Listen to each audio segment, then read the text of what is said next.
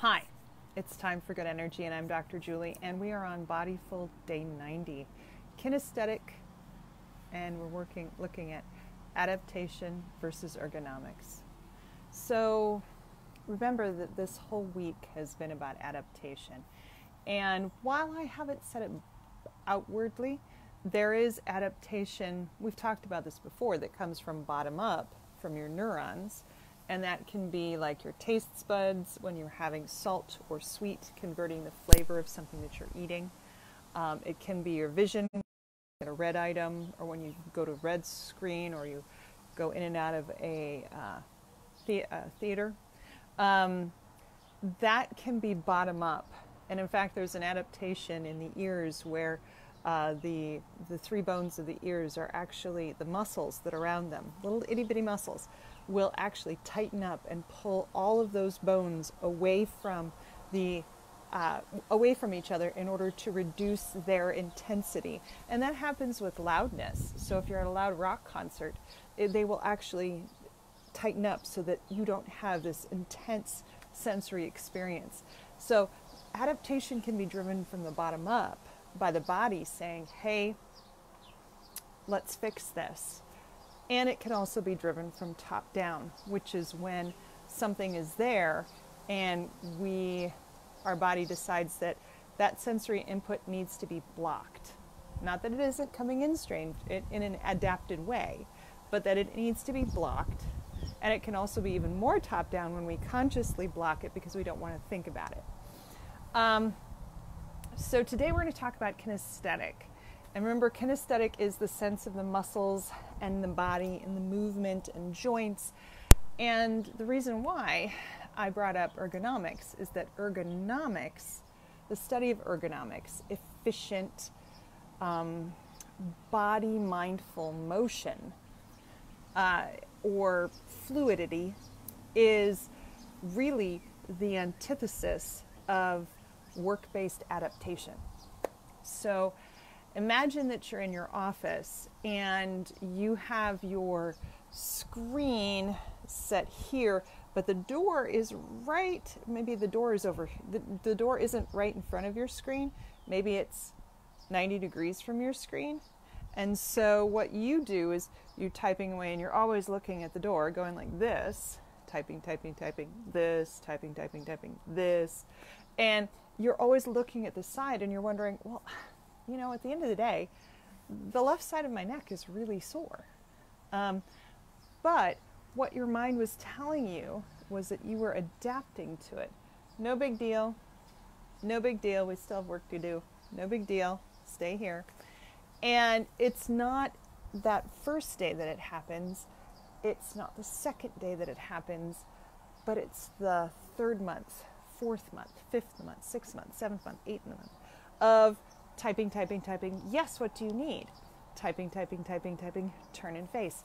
So that action, because it is a minor irritation in your flow, is going to start to cause irritation in your joints and muscles, which is why chiropractic comes into play, because people do not do things in an ergonomic way.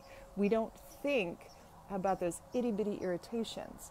In fact, there is it's not ergonomic chiropractic, but it's I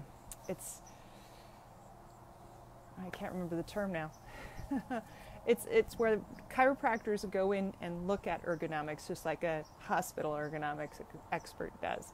And they look at the layout of people's workspaces and how they move, and they make adjustments so that you don't have such little bit of kinesthetic irritation. Your head's up too high while you're working, your head's down too low, your elbows are up too high, your elbows are down too low while you are working at your desk, because those minor irritations, not at the time, but in a long period of time, are going to cause alterations in your muscle patterns and then alterations in your joints while they're trying to deal with those changes.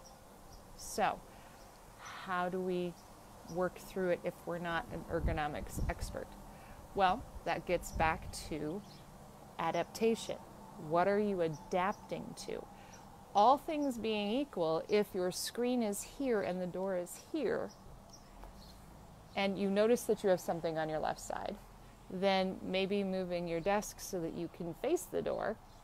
So that now the door is right next to the screen, so now you're just doing something like this, or just turning like this rather than turning like this each time. You are reducing the kinesthetic stress caused by your adaptation to that minor irritation of turning to the left each time somebody drops by your office.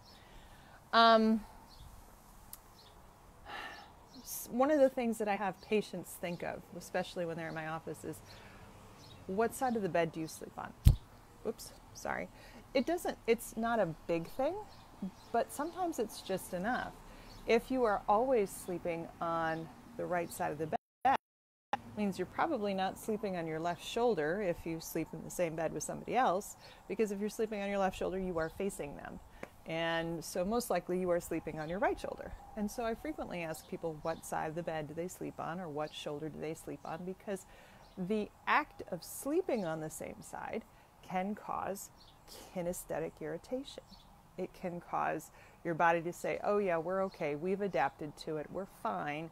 Adapt, adapt, adapt, adapt, adapt. Oh hey, we're not fine anymore.